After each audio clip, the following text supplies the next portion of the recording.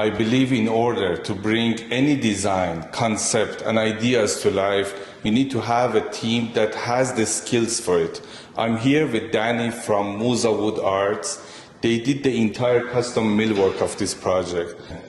Hi, Hamid. Thank you so much for having me here. We put together a kitchen that consists out of all the best in its class for this type of project.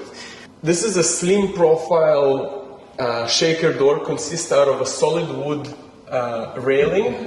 All the hardware that we use, everything is soft closing, from hinges to slides to just about anything that opens and moves in this kitchen, all soft closing. The corner cabinet is utilized with a mechanism called power slide. Small spaces like this we turned into spice pull-outs that will be filled in with everything you need for cooking. All the appliances are panelized, all the handles are matching. Small details like matching hardware throughout all the components of the kitchen, making a huge difference to the finished result. And of course, we could not get away without integrated lights. Thank you so much, Hamid. Thank you for this amazing community work you did in here.